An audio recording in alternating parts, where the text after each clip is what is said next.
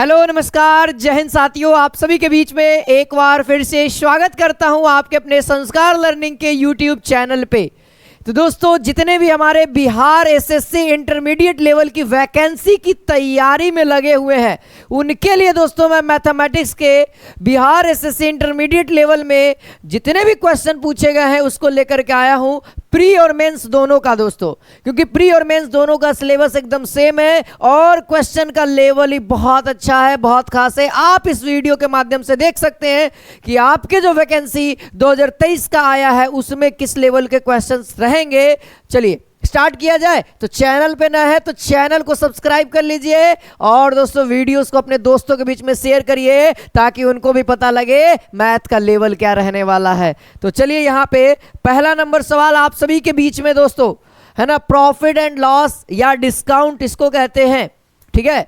तो ये पहला सवाल है, आप सभी लोग बनाएंगे, देखेंगे कि क्या आप लोगों से बन पा रहा है कि नहीं। सवाल बहुत ही अच्छा है, कहता है एक पुस्तक विक्रेता अंकित मूल्य पर 10% की छूट से एक पुस्तक बेचने पर 25% लाभ कमाता है, तो वस्तु के क्रय मूल्य और विक्रय मूल्य का अनुपात क्या होगा। यानी दोस्तों सबसे पहले यानी जो मार्क प्राइस है वह कितना है, 100% है ना। 100 रुपया मान लीजिए, अपने मन से मान लीजिए 100 रुपया है, तो बताइए वह 10% छूट देता है तो कितना रुपया में बेच रहा है, 90 रुपया में बेच रहा है।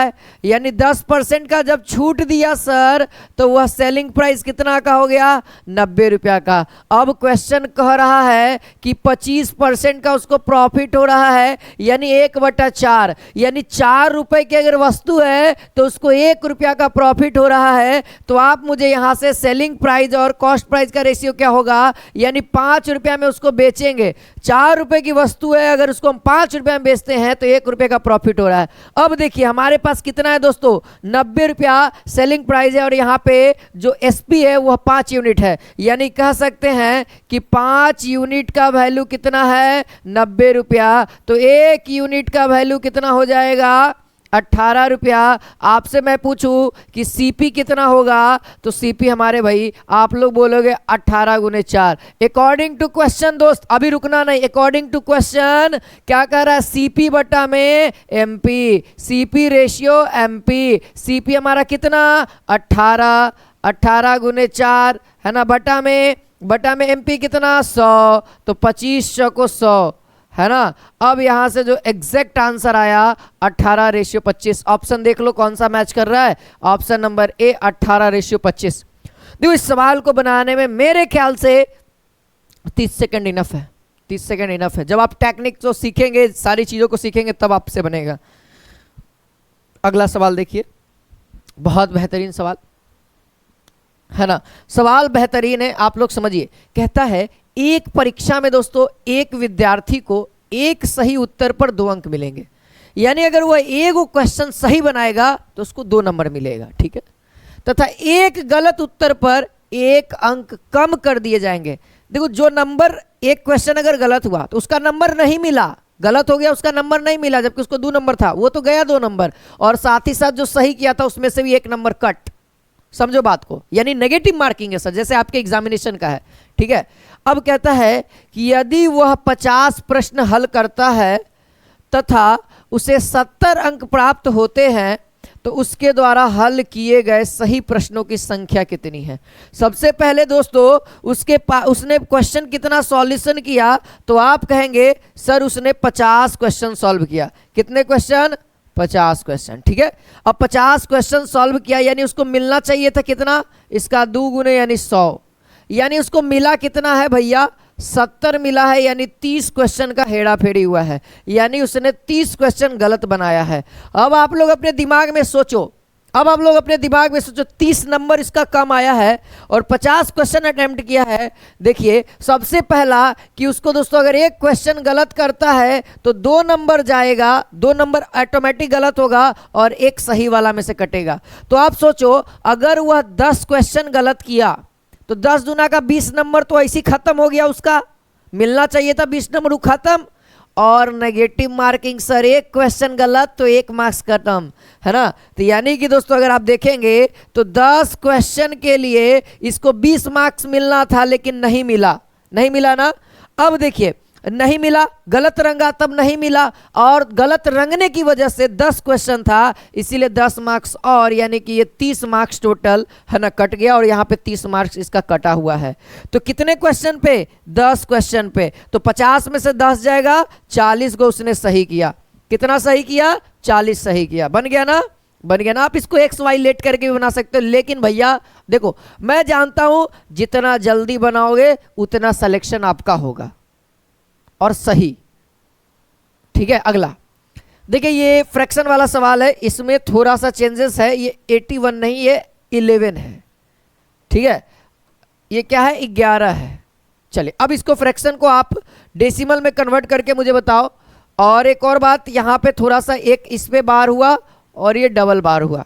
ठीक है, ये आप लोग देखो, सवाल ये है आपके बीच में, और ये सब जितने क्वेश्चन मैं करा रहा हूं ना दोस्त, ये आपके बिहार एसएससी +2 लेवल के एग्जामिनेशन में पूछा हुआ सवाल है। ओरिजिनल सवाल की बात कर रहा हूं, बहुत ढूंढने में टाइम लगा है, लेकिन लेकर के आया हूं आप सभी के बीच में ओरिजिनल। तो करिए, कहा था ना संख्या संबंधित प्रश्न, फ्रैक्शन, डेसिमल, देखो इसी तरीके का सवाल आ रहा है। तो भैया इसका आंसर देखा जाए तो हमको तो भाग देना होगा, है ना। 47 में तो 4 टाइम्स लगेगा, 44 3 गिरेगा, डेसिमल लगाएंगे 0 यानी 2 टाइम्स, है ना, यानी 22 यहाँ गिरेगा 8, डेसिमल लगाए 80, फिर 7 77, फिर यहाँ से 3, फिर से वही रिपीट, और यही प्रोसेस आगे चलता रहेगा। तो ये प्रोसेस आगे चलता रहेगा, तो इसीलिए हम लोग इस पे बार लगा देते हैं, यानी 27 27 27 27 बार बार रिपीट करेगा। Option number B. ठीक है, ऑप्शन नंबर बी कंटिन्यू रहेगा ये भी आगे तक। अगला सवाल है हमारे बीच में है चक्रवृद्धि ब्याज। बहुत आसान, बहुत आसान चक्रवृद्धि ब्याज। कहता है दोस्तों, यहां पे सवाल है शायद 50,000 का होगा, है ना, 50,000 है यहाँ पे। ठीक है, ये कितना है? 50,000 है। अब कहता है दोस्तों कि बताइए, क्वेश्चन यहाँ पे 50,000 कह रहा है कि 50,000 रुपए का 12% प्रति वर्ष की दर से 1 वर्ष का चक्रवृद्धि ब्याज में अंतर, चक्रवृद्धि ब्याज में अंतर, जबकि ब्याज वार्षिक होना चाहिए और ब्याज अर्धवार्षिक होना चाहिए। यानी दोस्तों एक बार आप वार्षिक चुकाइए, एक बार अर्धवार्षिक चुकाइए, तो ब्याज जो आएगा उन दोनों का अंतर निकालना है। शानदार। आपको पता है 6 माही के लिए रेट को आधा और टाइम को दुगना, रेट को आधा टाइम को दुगना। तो सबसे पहला स्टेप हम कहेंगे, सबसे पहला बात कहेंगे कि वार्षिक वाला निकालिए। वार्षिक में कितना ब्याज लग रहा है? तो एक्चुअली में 12% है। 50,000 का मेरे भाई, 50,000 का 12% 1 साल के लिए तो 12% होगा ना, 1 साल में 12% लगेगा। तो देखिए यहां से ये 2 जीरो से 2 जीरो, और 12 25 60, और 2 जीरो यानी 6,000 रुपया हो गया पहला। ठीक है, और दूसरा ये हमारा किसका हो गया? ईयरली। ये हमारा किसके लिए है? ईयरली के लिए। अब 6 माही के लिए, यानी कि हाफ ईयरली के लिए, हाफ ईयरली के लिए क्या हो जाएगा? रेट हमारा आधा हो जाएगा, यानी 6 हो जाएगा। रेट हमारा कितना हो जाएगा? 6% हो जाएगा। और टाइम हमारा 1 वर्ष था, तो टाइम को हम लोग दुगना कर दें, यानी 2 ईयर होगा। तो भैया CI कितना होगा? तो आप याद रखिएगा CI जो परसेंटेज होगा, देखो 6% 2 साल के लिए, यानी दोस्तों कहा जाए तो 6 6 12 6 6 36, यानी कि 12.36% ये ब्याज होगा, है ना। यानी 50,000 का 12.36% निकाल देंगे हम लोग, तो ये हमारा कितना आएगा? ये हाफ ईयरली ब्याज आएगा। तो निकालना बड़ा आसान है, 50,000 का निकाल दीजिए। ये लीजिए 50,000 लिख दिए, और 1236, देखो डेसिमल हटा चुके हैं, तो डेसिमल के लिए 100 और ये परसेंटेज के लिए 100, 2 गो 100। तो यहाँ से ये 4 जीरो से पूरा पूरा खत्म। अब गुना करना है, 6 5 30 के जीरो हासिल 3, ठीक है, 15 और 3 18, हासिल 1, 12 25 60 है, 1 61, यानी इतना आया। इन दोनों का अंतर आपको कितना दिख रहा है? देखिए, है ना, हाफ ईयरली और 6 महीना। भैया 6 महीना पे ब्याज लगेगा 6%, और एक वो कि साल भर में ब्याज लगेगा, तो ज़्यादा पैसा यही होगा। कितना है अंतर? 180 रुपया का। 6,000 में से 6,000 180 घटाएंगे तो 180 रुपया बचेगा। डन रहा। इस तरह के सवाल भी पूछे जाते हैं। अगला है, देखिए बहुत अच्छा सवाल। दो संख्याओं का योग हमारे पास 25 है और उनका अंतर हमारे बीच में 13 है, तो उनका गुणनफल क्या होगा? फार्मूला है सर, अलजेब्रा है, अलजेब्रा याद होना चाहिए। a प्लस बी का whole square minus a minus B का होल स्क्वायर बराबर फॉर्मूला आता है 4ab। बताओ एक बार जोड़ल वाला 25 का स्क्वायर कितना होता है? 625 माइनस यानी 13 का 169 बराबर 4ab। घटाइएगा कितना आएगा? 6 है ना, और यहाँ कितना हो जाएगा दोस्तों? 5 4 यानी 4ab। 4 से काट दीजिए 1 1 4, यानी यहाँ से जो गुणनफल आएगा, यहाँ से जो गुणनफल आएगा, गुणनफल का मतलब कितना हो जाएगा दोस्तों? ए बी, वह कितना आएगा? 114 आंसर, यानी कि 114। 114 इसका आंसर आ गया। क्लियर है? चलिए अगला सवाल कहता है 12 पेनों का क्रय मूल्य 8 पेनों के विक्रय मूल्य के बराबर है, तो प्रतिशत लाभ बताइए। यानी दोस्तों आप मुझे बताइए क्रय मूल्य इसके सामने वाला, यानी कहने का मतलब ये है, देखिए यहाँ पर इसको इस तरीके से भी लिख सकते हैं हम लोग। देखिए 12 पेन का है ना, 12 पेन का जो सीपी है वह बराबर है 8 पेन का एसपी के। तो यहाँ से आप क्या करिए, सीपी आपका ये हो जाएगा, सॉरी सीपी आपका ये 8 हो जाएगा और एसपी आपका ये 12 हो जाएगा। ठीक है, तो अब परसेंटेज आप आसानी से निकाल सकते हैं, है ना। परसेंटेज कितना, अंतर कितना का आ रहा है? देखो 4 का अंतर आ रहा है। कॉस्ट प्राइस कितना है? 8 का, गुने 100%, तो आपका आंसर साफ साफ दिख रहा है, हाफ हो जाएगा, हाफ हो जाएगा, यानी कि दोस्तों 50%। डन है। ये आपके एग्जामिनेशन 2022 का मेंस का सवाल है ना, BSSC +2 के इंटर लेवल वाला। ठीक है, चलिए अगला है कितना? इकाई दहाई सैकड़ा हजार 10,000 लाख, है ना। 1 लाख का 9 माह के लिए 4% प्रति वार्षिक ब्याज की दर से चक्रवृद्धि ब्याज क्या होगा यदि ब्याज हमारा तिमाही है? तिमाही है यानी कि दोस्तों 12/3 यानी कि 4 से गुना करना होगा। यानी दोस्तों समझिएगा, आपको क्या करना होगा, यहाँ पर से लिखेंगे तिमाही के कंडीशन में। तिमाही के कंडीशन में क्या होता है? रेट को हम लोग क्या करते हैं? रेट को हम लोग 4 से डिवाइड कर देते हैं, तो यहाँ से कितना आएगा? 1% आएगा, और टाइम में 4 से गुना कर देते हैं। टाइम हमारा 9 महीना का है, तो 12 से भाग देंगे, ईयर हो जाएगा, और इसमें हम लोग क्या करते हैं दोस्तों? 4 से गुना करते हैं। तो अगर आप काटेंगे दोस्तों तो ये कटेगा 3, यहाँ से 3, यानी अगर आपसे पूछूं कि टाइम कितना ईयर है, तो 3 ईयर का टाइम है। अब मैं पूछूं कि हम लोगों से क्या पूछा जा रहा है, तो हम लोग चक्रवृद्धि ब्याज पूछा जा रहा है। तो बताइए 1% को 3 साल में चक्रवृद्धि ब्याज की परसेंटेज कितना हो जाएगा? तो याद रखिएगा, इसको हम लोग AB रूल वाला लगाते हैं। 3 साल के लिए 3 साल के लिए कितना हो जाएगा? 1%, 1% और 1%, इन दोनों को कंबाइन करेंगे तो 1 2 हो जाएगा 0.01। ठीक है ना। हाँ, फिर उसके बाद 1 है ना, ये देखिए प्लस 2.01 बटा में 100। ठीक है, तो यहाँ से कितना हो जाएगा? 3.01 प्लस 0.0201। जब हम इसको ऐड करेंगे तो 3.0301 इतना आएगा, इतना परसेंटेज आएगा। यानी CI हमारे पास कितना आ गया? 3.0301%। अब हम लोग केवल 1 लाख का इतना परसेंट निकाल देंगे, वही हमारा क्या आ जाएगा? ब्याज आ जाएगा। ठीक है, ब्याज आ जाएगा। निकालना आसान है, निकालिए। देखिए CI, अब ब्याज निकाल रहे हैं 1 लाख। ठीक है, अब गुने, देखिए आराम से निकालिएगा, घबराइएगा नहीं, बहुत आसान है। ठीक है, परसेंटेज हटेगा, देखिए डेसिमल है, ध्यान दीजिएगा, डेसिमल पे घबराइएगा नहीं। पहले परसेंटेज हटा 100 लगाइए, फिर उसके बाद दोस्तों डेसिमल हटेगा तो के गो 0 होगा? 4 0, यानी कि यहाँ पे 4 0 लगाइए। अब काटना स्टार्ट करिए, काटिएगा। देखिए ये कितना 0? 5 0 है, 5 0 हटा दो, एक जीरो यहाँ से उड़ा दो, ये 4 जीरो, ठीक है। अब चुपचाप क्या करिए, एक पॉइंट लगा दिए, यानी कि 30 है ना, 30 और डेसिमल 1 रुपया, यही आंसर है। अब ऑप्शन में देखिए कौन सा दिख रहा है, 30 30 30 30, यानी कि option number D, option number D. ये आप लोग ए बी रूल सीखे होंगे, ऐसे वाला a plus B plus A B बटा में 100, ये ए बी रूल सीखे हैं, इसी वाले से हम लोग कंबाइंड करके सी आई निकालते हैं। सब चीज़ टेक्निक वाइज होता है दोस्तों, जितना बढ़िया से पढ़िएगा उतना ही बढ़िया से यहाँ पे सॉल्यूशन होगा।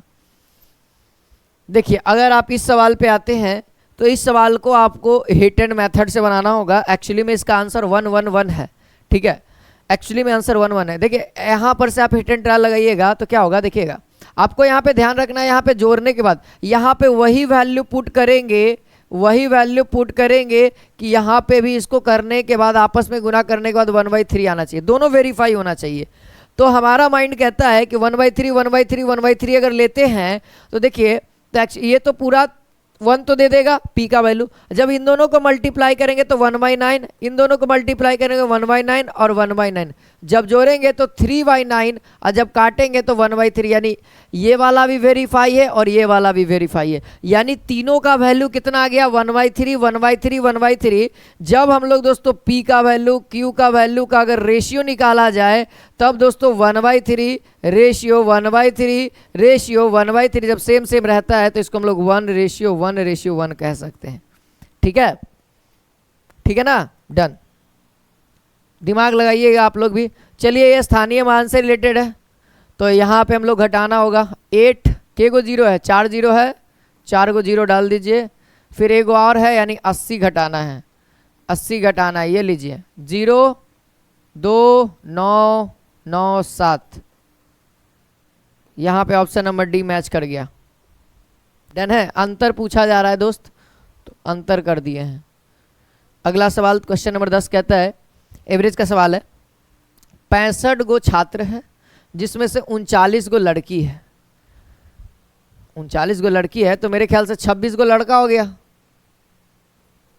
26 गो लड़का हुआ कि नहीं हुआ, ये ऑल ओवर टोटल लिख देते हैं और 39 गो यहाँ पे लड़की हो गई, जी मतलब गर्ल और वी मतलब बॉय, ठीक है।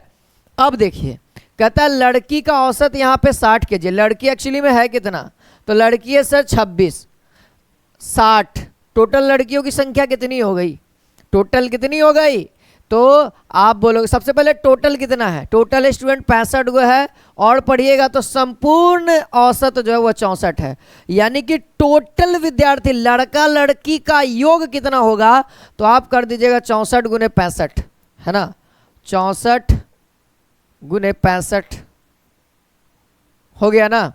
अब माइनस करेंगे, क्या करेंगे दोस्तों, 39 गो लड़की है और उसका 60 गो एवरेज है, ठीक है।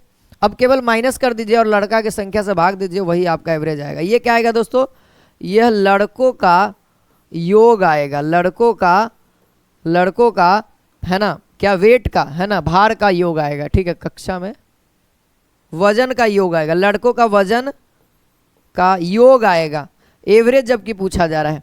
तो सबसे पहले हम लोग को गुना करना होगा ना, 64 में 65, 5 को 20, ठीक है। चलिए यहां से हो गया 0 6 2 4 2 6 8 2 10 1 11, कितना आ गया दोस्तों, 41 60 है ना, 0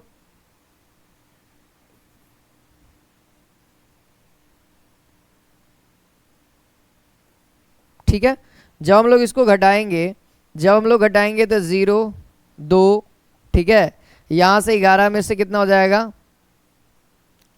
8 और फिर यहाँ से कितना हो जाएगा दोस्तों 1, 18 20 आया, ठीक है। आप लोगों का भी इतना आ ही गया होगा 18 20, सही है। अब दोस्तों ये तो योग आया 18 20 योग आया, लेकिन हमारे सवाल में लड़कों का औसत, तो नंबर ऑफ संख्या से भाग देना होगा। तो अब हम लोग एवरेज निकाल दे रहे हैं, जैसे ही भाग देंगे दोस्तों कितना से 26 से, तो याद रखिएगा 26 से ये कितना बार में कट जाएगा, 7 बार, 6 सत्ते 42 यानी यूनिट डिजिट मैच कर रहा है, यानी कि 70 बार में यहाँ से 70 kg आंसर इसका हो जाएगा, कट जाएगा।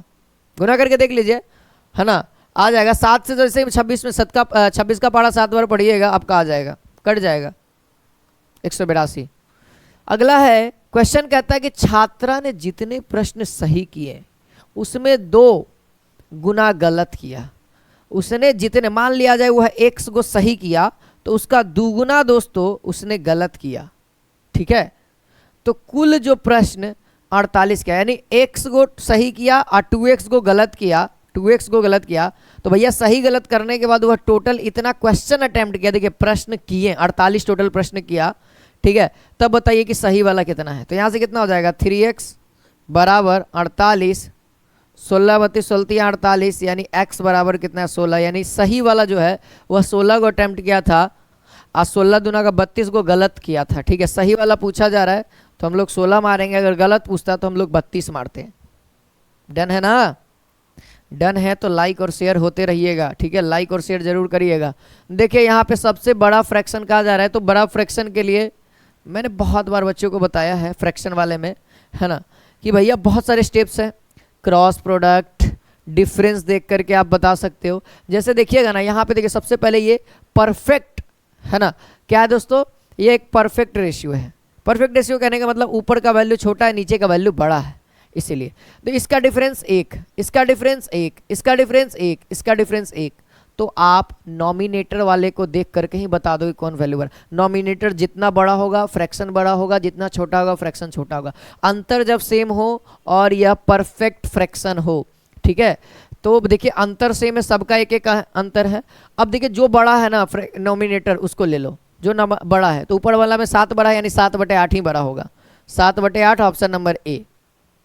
आप इसको बारी बारी से क्रॉस प्रोडक्ट करके भी कर सकते हो, 5/6 क्योंकि छोटा छोटा है। इधर क्रॉस करो 36, इधर करो 7×5 35, जिस साइड बड़ा होगा वो फ्रैक्शन बड़ा होगा। तो ये 36 बड़ा है, यानी कि दोस्तों अभी तक में इन दोनों में हमने इक्वेट किया तो 6/7 बड़ा हो गया। फिर से लिखिए 6/7, और अब इन दोनों में हो गया, अब इसमें करो 7/8 में करो, तो 8×6 48, 7×7 49, अभी इधर वैल्यू बड़ा हो गया, तो यानी 7/8 अब बड़ा हो गया। अब इन दोनों के बीच में करो, अब इन दोनों के बीच में करेंगे 3/4, 7×6 28, 8×3 24, बड़ा कौन है भैया 7/8, इधर ज़्यादा वैल्यू है तो इसीलिए 7/8। किसी भी तरीके से बढ़ाओगे भैया आंसर तो आपका वही आने वाला है। तो जो आसान, जो शॉर्टकट, उससे तबाही। देखिए x का वैल्यू 2, y का वैल्यू 3x गुने y यानी 6, है ना। आसान सवाल भी आते हैं, हमेशा टफ सवाल ही नहीं आते हैं। 17 से 84 के बीच में प्राकृत संख्याएं हैं जो कि 6 से विभाजित है। 17 से 84 तक में, है ना, के बीच में, 84 को नहीं लेना, के बीच में आए तो फर्स्ट और लास्ट को छोड़ देना चाहिए, उसके अंदर वाले को लेते हैं हमेशा। तो बताओ फर्स्ट नंबर कौन सा होगा, 18 होगा, 24, पहाड़ा पढ़ते चल जाइए। 84 कट जा रहा है, 84 कट रहा है कि नहीं कट रहा है, एक बार चेक कर लीजिए। तो मेरे ख्याल से कट रहा है, 6 घटा दी। जब कट जाए तो केवल इसमें 6 घटाइए, कट जाए तो आप क्या करेंगे, केवल और केवल 6 घटाएंगे। तो 6 घटाइएगा, ये dot dot dot dot, last number कितना 78। हमको क्या चाहिए, कितनी ऐसी संख्याएं हैं, यानी नंबर ऑफ एपी। एपी वाला फॉर्मूला लगा देना, 78 - 18 बटा में यहाँ पे 6 बराबर कितना आ जाएगा 60। और ये +1 भी होता है ना, फॉर्मूले में +1 भी होता है। 60/6 +1, यानी देखा जाए तो 11 गो टोटल होगा, टोटल 11 गो। 17 से 84 के बीच में ऐसे 11 नंबर होंगे जो कि 6 से कटेगा। तो चलिए यहाँ पे क्वेश्चन नंबर 15 कहता है कि भैया 43,216 में कौन सी न्यूनतम संख्या घटाई जाए ताकि वह 123 से पूर्णतः विभाजित हो जाए। इस तरह के सवाल है ना, टेस्ट ऑफ डिजिबिलिटी। तो क्या करेंगे, सबसे पहले दोस्तों हम लोग 123 को इतना भाग देंगे, जो रिमाइंडर आएगा इसी में घटा देंगे, ठीक है। तो चलिए 123 से भाग दिया जाए, तो जब हम लोग भाग देंगे तो हमारे पास कितना वैल्यू आएंगे। देखिए सबसे पहली बात, हम लोग 3 टाइम्स लगेगा, क्योंकि 4 टाइम्स में ज़्यादा हो रहा है, तो 3 टाइम्स में यहाँ पे 3 दूना का 6 और 3, तो 12 में से 9 जाएगा, यहाँ 3 बचेगा, है ना, और कितना हो जाएगा यहाँ पे 6 और ये कैंसिल। फिर हम लोग 5 टाइम्स में लगाएंगे, 15 के 5 हासिल 1, 5 10, यहाँ पे 615 हो जाएगा। और यहाँ से कितना हो जाएगा, यहाँ 6 और ये 1 है ना, 2 में से 1, ठीक है। और यहाँ पे कितना हो जाएगा 66। फिर 1 टाइम्स लगेगा, 2 टाइम्स में तो ज़्यादा हो जाएगा ना, 200 लमसम हो जाएगा, तो 1 ही टाइम्स लगेगा। 123 घटा दो, जब 123 घटाओगे तो कितना आएगा, 3 4 43 घटाया जाए तो यहाँ पे यही हमारा 43 जो है रिमाइंडर, अगर घटा दें इसमें है ना, कितना घटाया जाए, 43 न्यूनतम है, सबसे न्यूनतम। 30 से 50 के बीच में कितनी अभाज्य संख्याएं होती है, तो वो 30 से 50 के बीच में देखिए, सबसे पहले 30 से हम लोग 40 तक देखते हैं। 30 से 40 तक में 31, 32 नहीं, 33 नहीं, 34 नहीं, 35 नहीं, 36 नहीं, 37 नहीं, 37 होता है, 38 नहीं होता है, 39 नहीं होता है और 40 नहीं होता है। 40 तक हो गया है ना। अब 40 से हम लोग 50 के बीच में देखते हैं। 40 से 50 के बीच में तो 41, 42 नहीं, 43, ठीक है। 43 के बाद 44 नहीं होगा, 45 नहीं होगा, 46 नहीं होगा, 47 के बाद 48, 49, 50 है ना। यानी टोटल आप लोगों के सामने दिख गया दोस्त। कितना दिख रहा है आप लोगों को, उसी को टिक कर दीजिएगा, ठीक है। कितना हो जाएगा, 5 है ना। यहाँ पे आंसर देख लो, 5।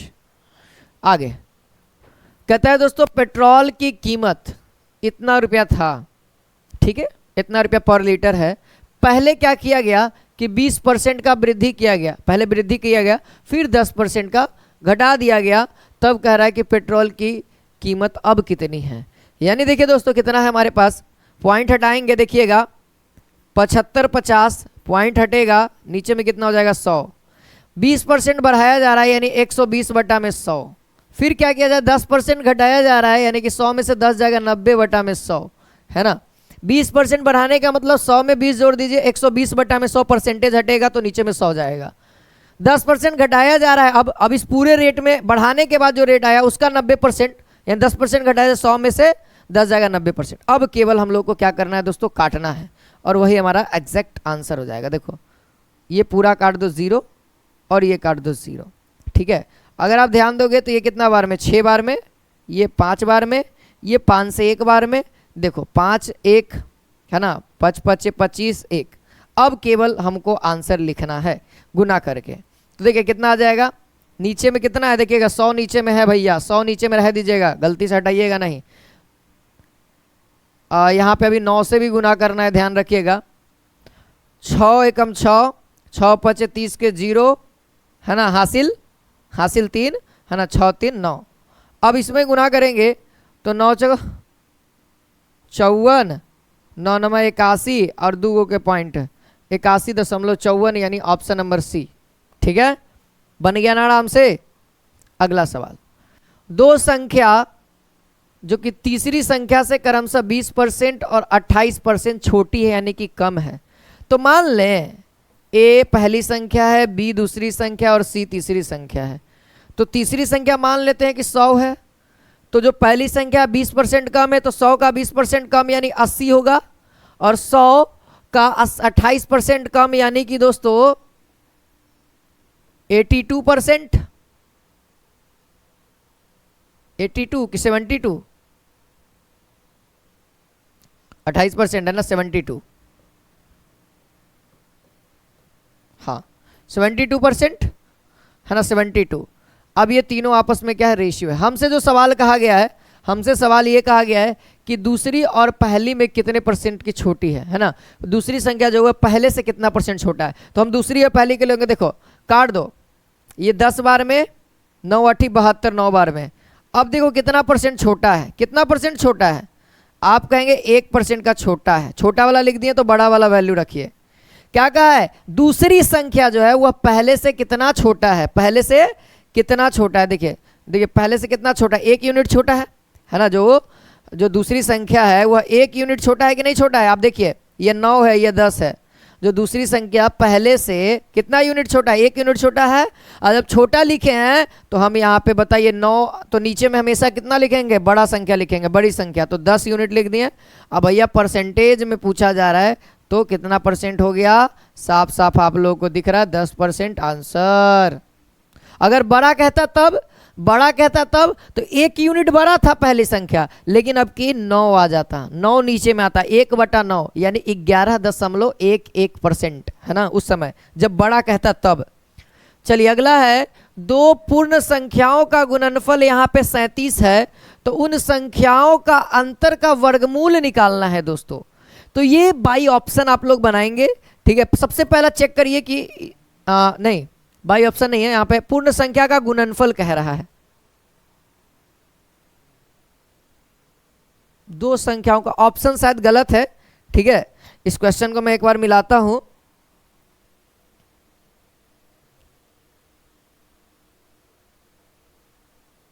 सही है, ऑप्शन हमारा एकदम पूरे अच्छे तरीके से सही है। आप लोग एक बार ट्राई करिए। देखिए सवाल यहाँ पे क्या है दोस्तों, समझिए। कहता है दो पूर्ण संख्याओं का गुणनफल यहाँ पे 37 है। पहले दिमाग लगा है, अभी कुछ देर पहले एक चीज सिखाए थे, देखिए ना 37 आभास संख्या है, तो आभास संख्या कभी भी किसी का होगा नहीं फैक्टर, तो भैया वो गुना होगा 1 से ही ना, गुना 1 से, यानी कि जो दो गो संख्या का गुणनफल है 37 गुने 1, यानी a का वैल्यू 37, b का वैल्यू 1। अब उसका अंतर निकालिएगा, यानी उसका अंतर निकालिएगा तो 36 आएगा, जब उसका वर्गमूल निकालिएगा तो 6 आएगा, यानी आंसर यहाँ पे 6 हो जाएगा। आंसर कितना हो जाएगा, 6 हो जाएगा। अगला सवाल, एक मोबाइल फोन प्रत्येक को 4500 रुपया में बेचा जाता है। कंडीशन समझना, जब भी किसी वस्तु को सेम प्राइस में बेचा जाए और एक मोबाइल पे 6% का लाभ हो रहा है, दूसरा पे उतना ही % का हानि हो रहा है, जितना लाभ हो रहा है उतना ही हानि हो रहा है, सेम प्राइस पे बेच रहे हैं, तो उसको हमेशा लॉस होगा। इतना बात याद रखना। कितना लॉस होगा, तो उसी का उतना ही %, 6 का 6%, 6 का 6% क्या होगा, लॉस होगा। लॉस परसेंटेज कितना होगा, यानी कि 6 गुने 6 बटा में 100, यानी कि 0.36%, यानी ऑप्शन नंबर, सॉरी यहां पे देखिए मिस्टेक है, ठीक है, हानि होगा, हानि होगा, ठीक है, मेंशन करिएगा, ठीक है, डन रहेगा। चलिए हाँ हानि कर लीजिए, क्योंकि इसको हानि ऑलवेज हानि होता है। चलिए अगला सवाल यहाँ पे कहता है दोस्तों कि भैया 3 क्रमागत प्राकृत संख्या जो कि 5 से विभक्त है और तीनों का जो योग है ना वो 225 है, तो सबसे बड़ी संख्या हमसे पूछी जा रही है। सबसे बड़ी संख्या बहुत आसान है, बहुत आसान है, ठीक है। आप ऑप्शन से भी इसको निपटा सकते हैं, इसको आप ऑप्शन से भी निपटा सकते हो बहुत आराम से, लेकिन ऑप्शन से निपटाते हैं। कोई एक नंबर लीजिए, 5 का गैप करिए, बड़ी संख्या है ना तो ऊपर की ओर जाएंगे, 70 और फिर 70 लिख दिए, तो फिर उसका 65 जोड़िए, 5 5 10, पहला ही नहीं मिला, हमको 25 लाना था, ये खत्म। 80 देखिए, नीचे जाइए 75 और नीचे जाइए 70, 3 गो का 5, 7 7 14, 7 21 22 आ गया सर आंसर। डायरेक्ट आप 80 टिक कर दीजिए, आप डायरेक्ट 80 टिक कर दीजिए। सब टेक्निक आपको रूबरू होना चाहिए, बाई ऑप्शन भी। अगला देखा जाए, P का वैल्यू दे रखा है मेरे दोस्त, Q का वैल्यू दे रखा है। अब हमसे पूछा जा रहा है, तो देखो Q का वैल्यू का स्क्वायर करेंगे तो क्या हो जाएगा, अगर आप बेहतरीन तरीका से ध्यान दें, रूट को अभी कुछ देर के लिए छोड़ते हैं, है ना। Q स्क्वायर यानी n स्क्वायर प्लस 1 स्क्वायर यानी 1 प्लस 2n, ठीक है। माइनस है तो माइनस लगाइए, मेन माइनस। अब P स्क्वायर को करिएगा तो ब्रैकेट में लेके करिएगा, n स्क्वायर, ठीक है, n स्क्वायर। थोड़ा सा मेरे को लगता है कि क्वेश्चन में डाउट है,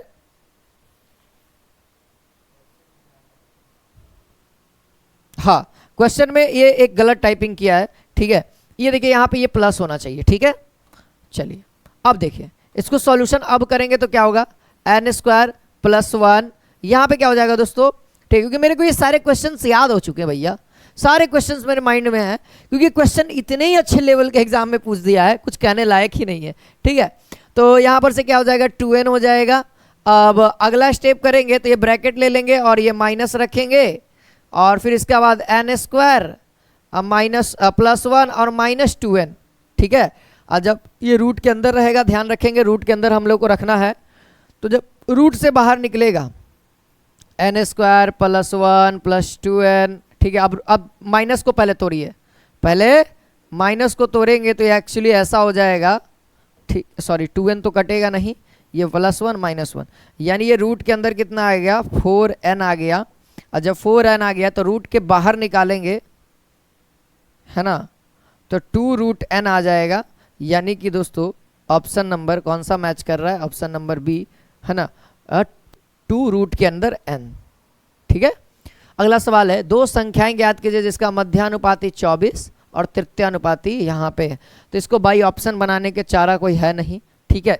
अगर आप ध्यान देंगे दोस्तों, देखिए सबसे बढ़िया है, देखिए 24 का स्क्वायर, देखिए पहला है मध्यानुपाती क्या होता है, √AB बराबर 24, ठीक है, √AB बराबर 24। और तृतीयानुपाती होता है B² बटा में A बराबर 1536।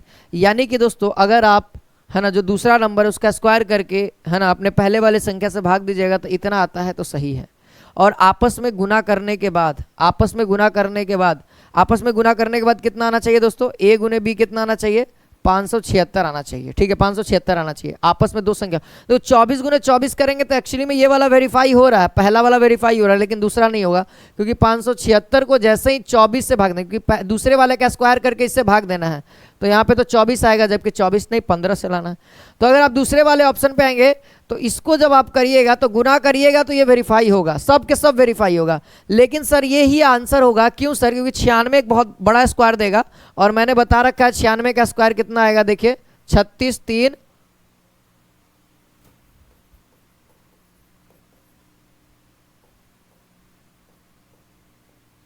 है ना,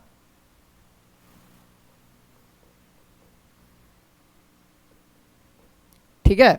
चलिए यहां पे आ जाएगा, क्या आंसर हो जाएगा हम लोगों का, यहाँ पे ऑप्शन नंबर बी होगा। क्यों दोस्तों, क्योंकि देखिए 48 और 47 का स्क्वायर करिएगा, जब 12 से भाग दीजिएगा तो बहुत छोटा नंबर आएगा, हमको 1500 कुछ समथिंग लाना है। तो जब आप इसका स्क्वायर करिएगा तो एक अच्छा नंबर आएगा, अच्छे से डिवाइड करिएगा तो आप ही सोचिए नंबर तो अच्छा खासा आ जाएगा। चलिए आगे बढ़ते हैं।